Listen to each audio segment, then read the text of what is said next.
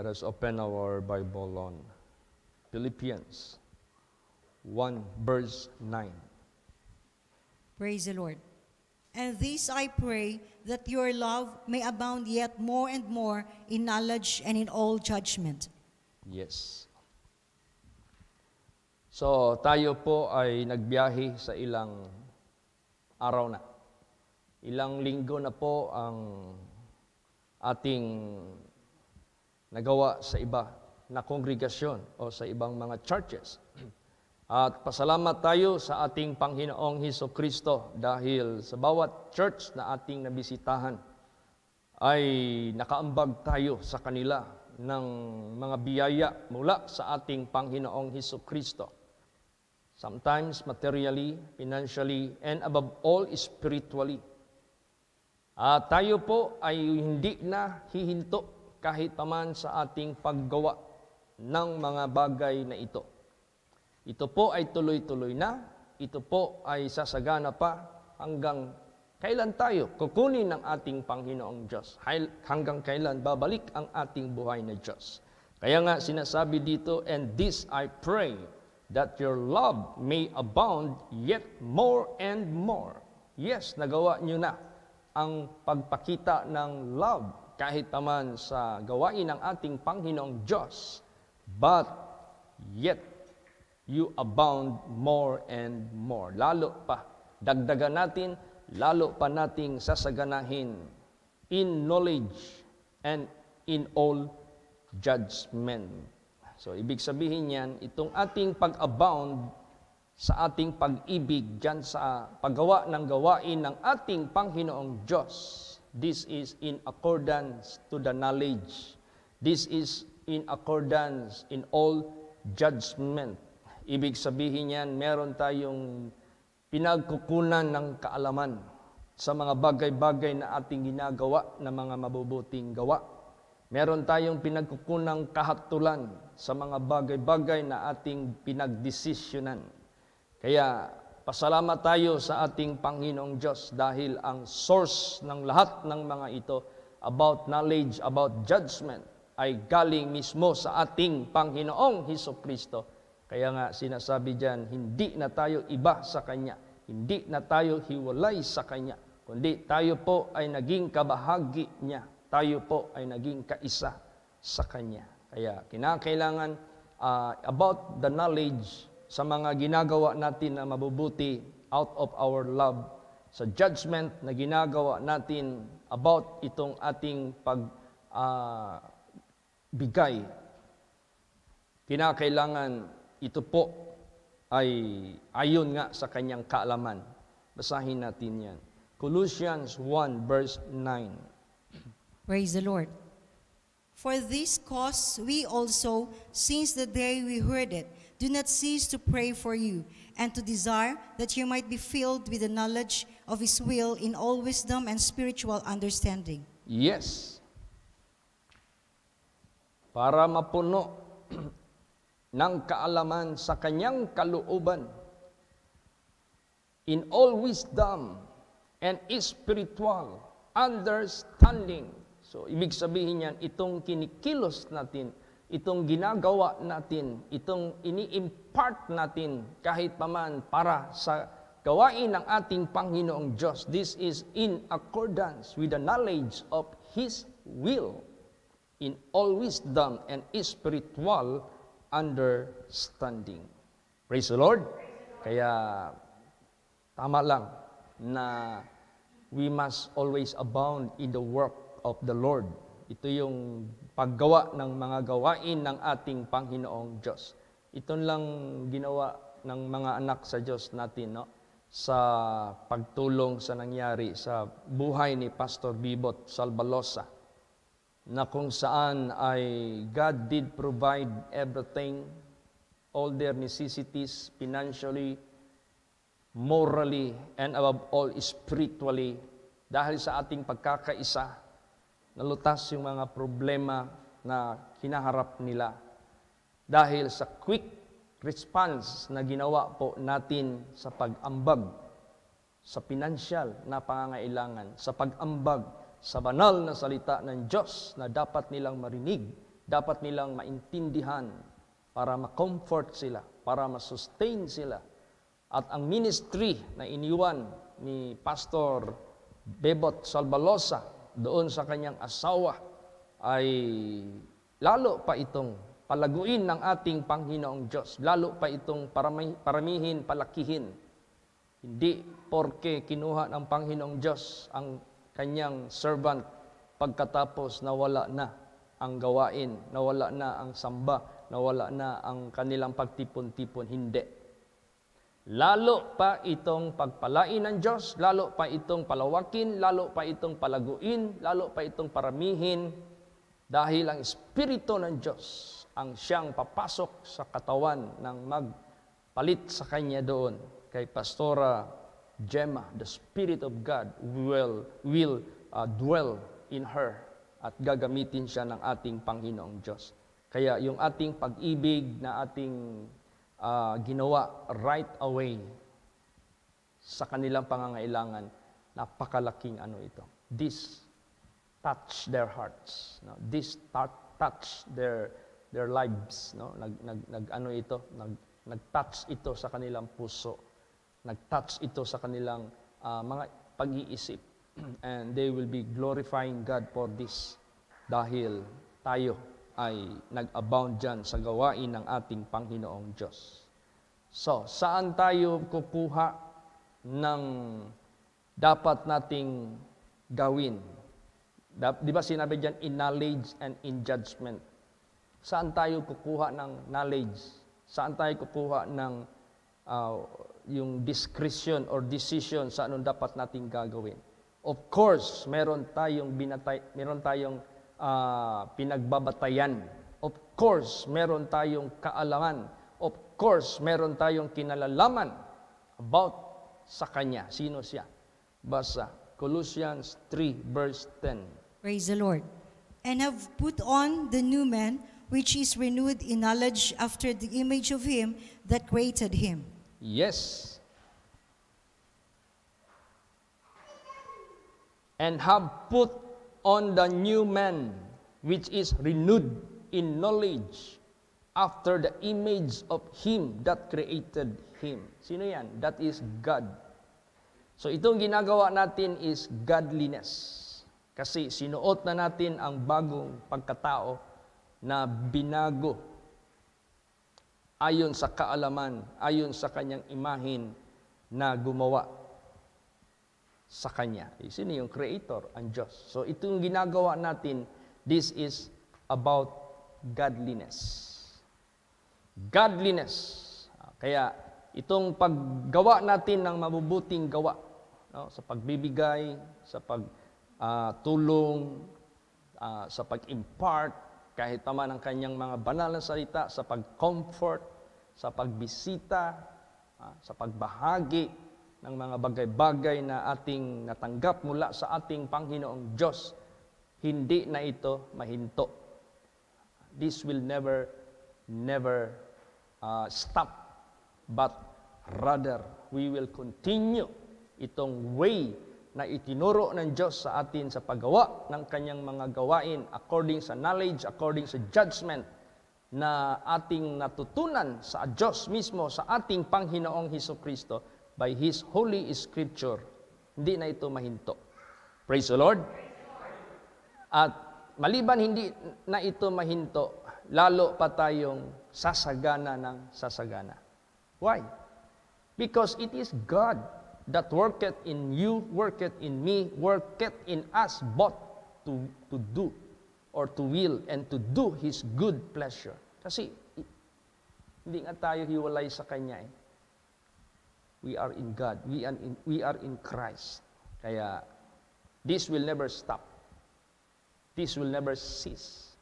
But this will increase. This will abound. Lalo, marami pa tayong magagawa. Kanina nagpa-quote ako ng materials sa roofing kahit naman sa dahikan, congregation. Kinakailangan natin ito aksyonan kaagad. Bakit? Dahil naka-expose, of course, yung kanilang mga wooden frames. So, kailangan matabunan yan so that they could continue the work of the construction, having the roof na meron ng atip, hindi na sila mainitan gaano, hindi na maulanan din, continuous na yung ano. Tulad sa Pangaoan Congregation, kakapost lang nila, they have already finished the flooring of the entire space of the floor. Naano na nila lahat. At tumawag sa akin si Pastora Biron na they will proceed to the walling part of the building. Magwa-walling na sila. O, di ba? Ang laking nagawa ng government natin na nabigyan sila ng roofing by the grace of God. Praise the Lord. O, kaya ganoon din po sa dahikan. By the grace of God, by the power of God, yan po ay mabigyan ng action kaagad according to the necessities na ating nakita. So I will submit the quotation to our officers para mabigyan nila ito ng action by the power, by the grace of God. Kasi tuloy-tuloy yung pagbibigay, tuloy-tuloy yung ating pag-abound. That's why this will never stop, but rather this will increase. We will never be weakened. Hindi tayo manghihina sa paggawa nito, but rather we will become stronger and stronger. Praise the Lord. Basahin natin yan. Job 17 verse 9. Praise the Lord. The righteous also shall hold on his way, and he that hath clean hands shall be stronger and stronger. Yan. This is a righteous move. Ito yung move ng mga righteous dahil ang ating pag-abound sa mga gawa, this is in accordance sa knowledge and judgment na nandyan sa salita ng Diyos. So, yun yung way na tinuro ng Diyos sa atin na ito na yung tinatahak natin, ginagawa na natin. Look at the Las Piñas church or congregation. Tuwing mag-live si Pastor Ogie, makita mo yung sanctuary. Makita mo yung sanctuary nila. Ang ganda-ganda. Bakit? Dahil naaksyonan kaagad ng ating government at samantalang yung lahat ng mga members walang hintong buhos ng suporta sa Happy Sharing Project. Kaya meron tayong napagkukunan ng budget in support of that project. Kaya nagagamit na nila, marami ng kaluluwa ang na nakakarinig ng banal na salita ng Diyos. Meron na silang sanctuary. Kaya ganun po. Yung way na righteous way na tinuro ng Diyos sa atin, tayo na gumagawa nito, we will hold our way. Hold mean to say, continue. Hold meaning to say, we will not leave. Hindi natin iiwanan. Tayo po ay will become stronger and stronger. Our capacity or our capability will become more and more. Ang pagbibigay natin, lalong mag-increase. Ang pagtulong natin, lalong mag-increase. In terms of number of churches na matutulungan natin, mag-increase yan, magrami ng magrami yan. Bakit? It is God who will make it to be done. Ang Diyos ang gagawa nito, kaya nangyayari sa atin. Praise the Lord. Basa pa, ano pang maging ating imahin sa mundong ito? Basa, Proverbs 4:18. Praise the Lord. But the path of the just is as the shining light that shineth more and more unto the perfect day. Yes, lalo tayong liliwanag. Yung liwanag ng ating Panginoong Diyos, yung gawa ng katuwiran, gawa ng kabanalan, gawa ng pagtulong, gawa ng kindness, gawa ng giving, sharing, lahat-lahat na yan. That is the light of the Lord. And yan yung the path of the just is shining light that shineth more and more unto the perfect day. Ibig sabihin yan, lalong lalawak, lalong malayo ang maaabot ng ating ministry, na ating pagtulong, na ating magagawa para po sa kalwalhatian ng Diyos. Lalong pagpalain ng Diyos ang individuals, lalong pagpalain ng Diyos ang lahat ng mga congregation, lahat ng mga members na patuloy na sumusuporta kahit paman sa gawain ng ating Panginoong Diyos. Kaya, let us abound in everything. Tayo po ay mag-abound sa lahat ng mga bagay. Basa. 2 Corinthians 8 verse 7. Praise the Lord. Therefore, as ye abound in everything, in faith and utterance and knowledge, and in all diligence, and in your love to us, see that ye abound in this grace also. Yes. We have so much to abound. No? Napakaraming bagay tayong sasagana. Therefore, as ye abound in everything, in faith, kasi by faith ito eh. Hindi pa natin nare-receive yung iaabot natin, itutulong natin, and yet we have the heart to give because we believe that God will give us. Bibigyan tayo. In faith and utterance, sa ating mga pananalita, we bless. Sa ating pananalita, we offer. Sa ating pananalita, we promise. Sa ating pananalita, marami tayong mga utterance na nagbibigay ng indikasyon of our kindness, of our love, our yung being liberal, lahat, hospitality, lahat na karakter ng Diyos nandito sa atin. Even in our utterance, we bless people. Praise the Lord. And knowledge and in all diligence, sa kaalaman, mag-abound tayo. We go deeper and deeper in the knowledge of God as we go on. This will never be fathomed. Hindi natin malirip, masukat yung lalim ng knowledge of God. As we go deeper and deeper, we become stronger and stronger. As we become stronger and stronger, we become more able to minister. And in all diligence, bibigyan tayo ni Jesus Christ ng kasipagan, bibigyan tayo ni Lord Jesus Christ ng kalakasan para maging diligent tayo.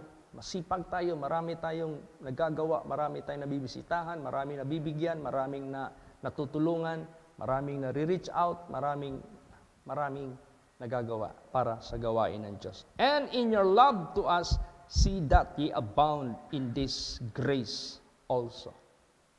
Grace that is what? Being generous. Mag-abound pa tayo dyan. Praise the Lord. Ibig sabihin yan, habang nakatingin ang ating buhay na Diyos na gumagawa sa atin para mag-abound sa Kanyang gawain at ginagawa natin yung gawain niya, lalo siyang masisiyahan, lalo siyang masaya, lalo niya tayong papagkatiwalaan, lalo niya tayong gagamitin, lalo niya tayong i-blessed. Because in all these things, siya yung gumagawa sa atin. Basa. 1 Thessalonians 3 verse 12. Praise the Lord. And the Lord make you to increase and abound in love one toward another, and toward all men, even as we do toward you. Yes. The Lord make you. Siya nga ang makakagawa nito sa atin. The Lord make you to increase and abound in love one toward another, and toward all men, even as we do toward you. Hindi lang among our brethren, hindi lang among our sisters and brothers in Christ, but even among all men that would be saved, na dapat maliligtas. Kaya, siya yung gumagawa na mag-increase tayo at mag-abound tayo sa pag-ibig sa bawat isa. Praise the Lord. Kaya this is never-ending work of love, because it is God who will make us to increase, to abound, kahit paman sa pag-ibig na ating ginagawa para sa ating mga kapatiran, para sa lahat ng mga tao. Praise the Lord.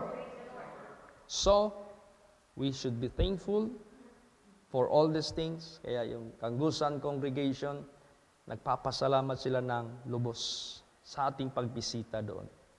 We were able to step on the ground doon sa tatayuan nila ng kanilang simbahan. Tapos may nagpa-pray doon. Pastor Chit, please pray for me. Anong ipapray mo? I have a portion of land, maybe 3 hectares. I would like to sell it, and the proceeds, I will offer it for the church construction. At ang kulang na lang talaga nila is attic. Roofing na lang ang kulang nila. Meron na sila mga allocated budget sa Kanggusan congregation. Praise the Lord. Matapos natin matulungan itong dahikan, Kanggusan na naman. Depende yan saan man nangangailangan by the grace of God. Praise the Lord. So, ano nangyari? Nagpray ako ng tanghali para mabenta yung kanyang lupa. Uy, miracle! Pagkahapon, binili ka agad. Praise the Lord. It was already sold out by someone. Kaya, to God be the glory. Napakadakila ng ating Panginoong Diyos. So we have to be thankful for all these things. Basa, 2 Thessalonians 1 verse 3. Praise the Lord. We are bound to thank God always for you, brethren, as it is meet, because that your faith groweth exceedingly, and the charity of every one of you all toward each other aboundeth. Yan. We are bound to thank God always for you, brethren, as it is meet, because that your faith groweth exceedingly, and the charity of every one of you all toward each other abounded. Charity man ito. Itong happy sharing, this is charity. Praise the Lord. Act of giving, act of helping, act of sharing, this is charity. So, magpasalamat tayo sa Panginoon lagi dahil sa inyo, mga kapatid, dahil nararapat naman natin gagawin, dahil sa inyong pananampalataya, na groweth exceedingly. Yung faith ng mga anak ng Diyos never faint. Hindi nanghihina, but groweth exceedingly. And the charity of every one of you all toward each other abounded. That's why I noticed sa ating happy sharing dito lang, kasi hindi ko man alam yung iba. Maliban lang, tingnan natin yung listahan. Mag-check ako sa treasurer, kumusta, magkano yung collection natin sa happy sharing. Uy, praise the Lord. It's abounding. Praise the Lord. Talagang increasing. Sabi ko, thank you, Jesus, because you made all these things to be done. Kayo yung gumagawa nito. Kami ay iyong mga kawang manggagawa. Kaya, to God be the glory. Salamat tayo sa ating Panginoong Diyos dahil itong communication sa ating pananampalataya. Yung communication sa ating faith. We cooperate, we collaborate, we communicate. Yun ang importante. How do we communicate? By visitation or by conference? Ka-communicate tayo. Collaborate, meaning to say, all of us are part of the body of Christ that work together as one toward good work sa mga mabuting gawa. Cooperate because everyone do not refuse to be part of the work of the ministry. So, cooperate lahat. Kaya, pasalamat tayo sa ating Panginoong Diyos. Last verse, Philemon 1:6. Praise the Lord. That the communication of thy faith may become effectual by the acknowledging of every good thing which is in you in Christ Jesus. Yes, let us acknowledge every good thing which is in you, which is in me, which is in everyone in Christ Jesus. The communication of your faith may become effectual. So itong ating communication sa ating pananampalataya, we do share our faith for the work of the Lord, for the work of the ministry. Very effective siya masyado sa pag-acknowledge sa lahat ng mga mabubuting bagay dyan kay Jesus Christ, sa ating Panginoong Diyos. Kaya pasalamat tayo kay Lord Jesus sa lahat ng mga blessings, sa lahat ng kanyang mga biyaya. And this is the reason why we abound more and more. Praise the Lord! So let us continue, let us pray one another, at patuloy tayo sa paglilingkod sa ating Panginoong Diyos. May God bless everyone. May God shower His blessings to all His people, and let everyone abound in the works of the Lord. Praise the Lord! Magsitayo po ang lahat.